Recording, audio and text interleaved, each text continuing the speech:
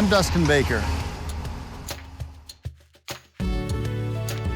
I'm a small business owner, SBA lending professional, and a strong believer in the power of entrepreneurialism to bring the best out in our communities. 2020 was tough, but I believe we're resilient. What people have done to rise above the adversity of this last year, to be able to go collect those stories and share it, I think it's just gonna be a lot of fun. So I'm traveling the country, talking to small businesses and the SBA lenders who help them succeed in order to prove it. We're on a mission to build community through shared story. No airports for me. This is my chariot. The road is calling. We're gonna do some fun stuff, and you really need to come watch it because it's gonna be amazing and all the cool kids are doing it. So join me on the SBA Roadshow.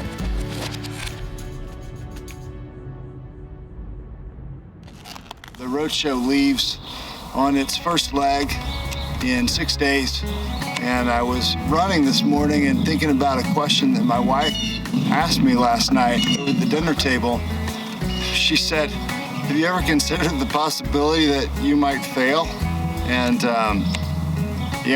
absolutely, you consider that possibility. It's just not something that you allow to stay present in your mind for very long. If you run a business, you necessarily have to be optimistic, and you have to look for the bright side of things, especially if you're going to go through times like we've had in this last year. It could certainly fail, but we're going to go and we're going to leave on the trip next Saturday anyway. Bye. Bye, Sissy. Love you. We are about 7 hours away from Oxford, Mississippi. What's up? Nice shirt. Welcome to Mississippi.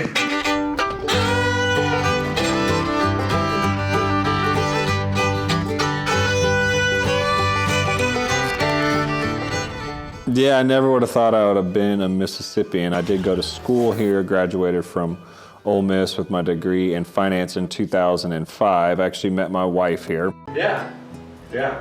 Well, I started in recruiting. I covered the upper Midwest for the first firm that I worked for.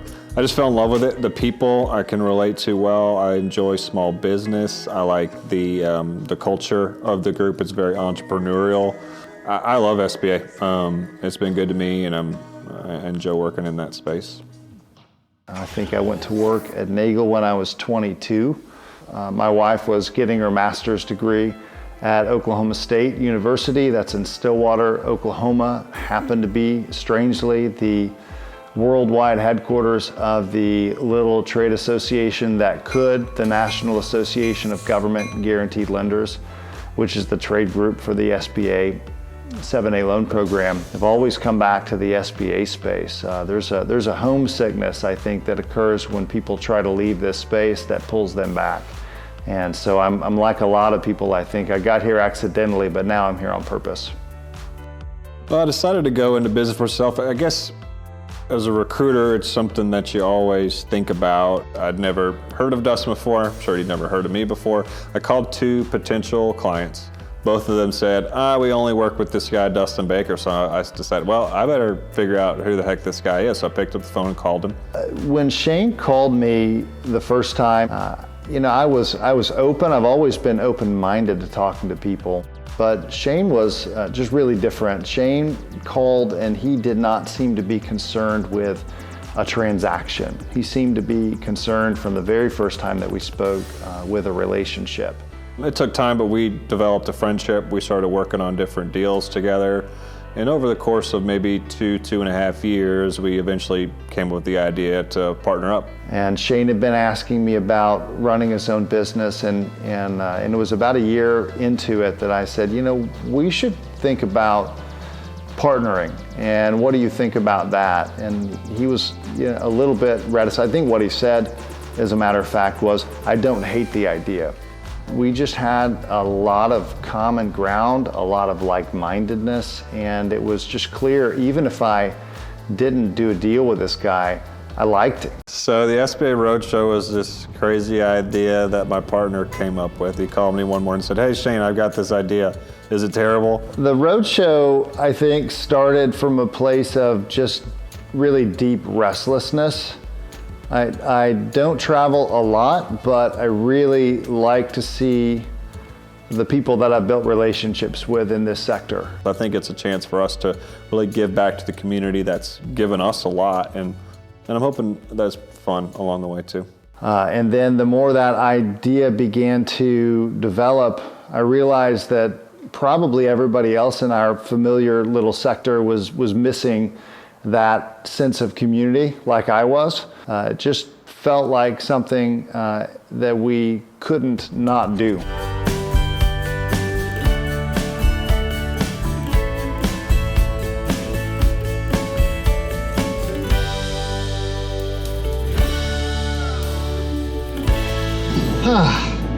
We're in Franklin, Tennessee. Here we go. We're going to talk to Jamie Troll with Balance CFO. She's a business owner. She's a coach to thousands, literally thousands of women-owned small businesses. I think when you're in a corporate job, there's a lot more of what is kind of the scarcity mindset. Being there's only so much to go around. I got to compete for things.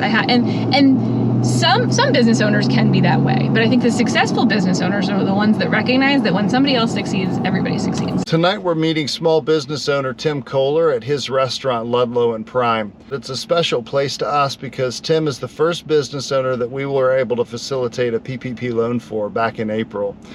The biggest thing that gives me life out of any business, but I've been in hospitality the majority of my life, is employing people.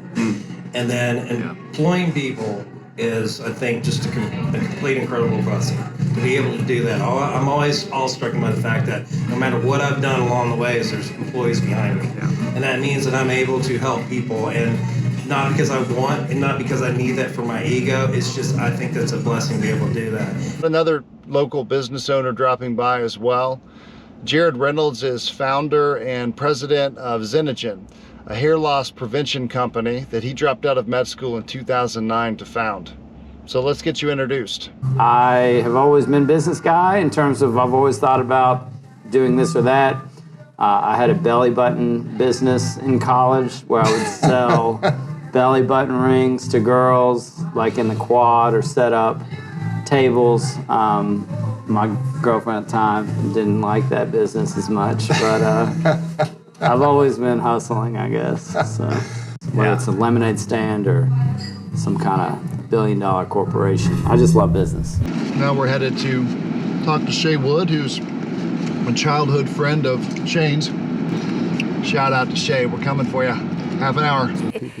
PPP was definitely an interesting time, and one thing that I will say that I love about my job is I love being able to help people. And I felt like with PPP, I really got to see that. Everyone just wanted people to get what they needed, you know? It didn't have to do with, are you a customer of the bank or who do you bank with? All that stuff goes completely out the window, and you're just trying to help, you're one human trying to help another human. And that's, I think, what it really boiled down to, and everyone just wanted to help. We are headed to Columbia, Tennessee to meet with Blair and Eric Garner, who has started a brand new music venue that is not a brand new building. We're going to hear their story and share it with you. The fact that COVID hit right when we were in the throes of, finishing the interior demolition of the building, I'm not going to lie, we freaked out. But here's the thing, adversity always brings opportunity. And it's incumbent upon you to have the courage to seek out that opportunity that's created. Just because you tried to get around him because there was and you went the wrong way? Yeah. We laughed and he said, "Oh, you think it's funny?" It's like, less and less. Do I think this is funny? If you don't mind, I'm gonna take a leak and we'll see you later. Welcome to Kentucky.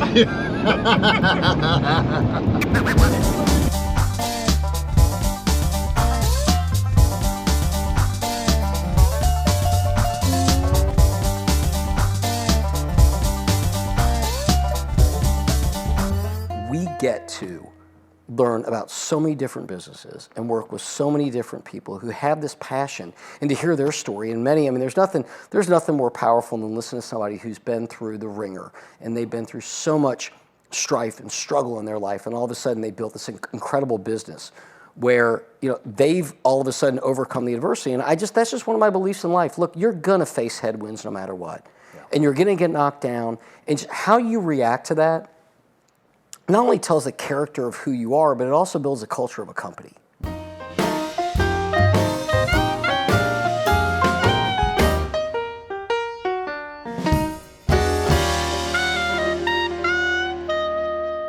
I met these two gentlemen back in 2015 through my oldest son, and they seemed to be nice guys and just seemed to be like some country boys that kind of got in over their head. And I was going to make this into a private equity investment. They had run out of money, supposedly. I was trying to do my due diligence and get everything ready to go in front of the SEC, and I kept finding all these problems, and turned out one of the guys was not who he said he was. He had stolen his partner's identity, and it was just a big con job. My son and I came up with Prohibition Craft Spirits. These are lasers, so we're bringing in sheets of metal here. We're profiling, and you can see, I think those parts are profiled out over there. Okay. And this starts our production process. So these are probably the most expensive pieces of equipment that we have here. And through kind of our relationship with the bank, you know, as I'm buying this business, to compete domestically in the United States against offshore companies, we are constantly having to monitor, manage, and improve our efficiencies, and we focus on that every day. I feel like I'm on an episode of Mr. Rogers' Neighborhood right now. It's making me really happy. Greg will be there in a few minutes. 7 minutes later than the hour and a half late we told you we're gonna be. Love you, man. I owe you a bottle of something nice. Peace.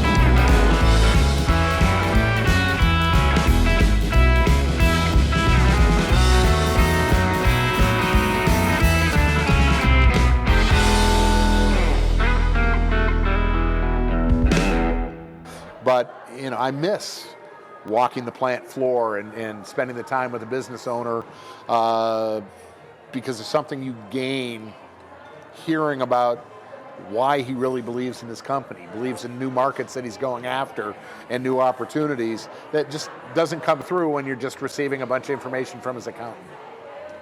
Hey, there's a steel plate in the road.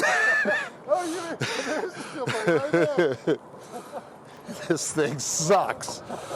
We're on our way to Chicago to talk with longtime friend Bruce Lammers, who is really well known in our industry for good reason.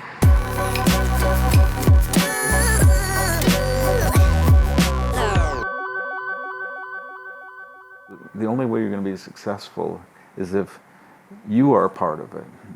The leadership has to own it. First of all, it's not about the goals that I set. It's about the people that we hired, and the people that were able to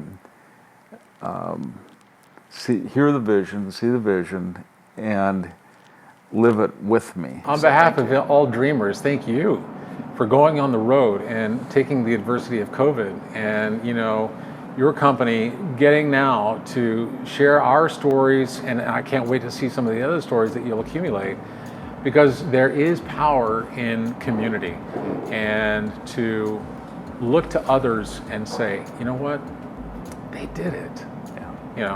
So you're the person who is now extending that goodwill out. So thank you for what you're doing, telling the SBA success stories, because there are a lot to be told, and I'm so glad that someone like yourself is making it happen. Wow, thanks a lot.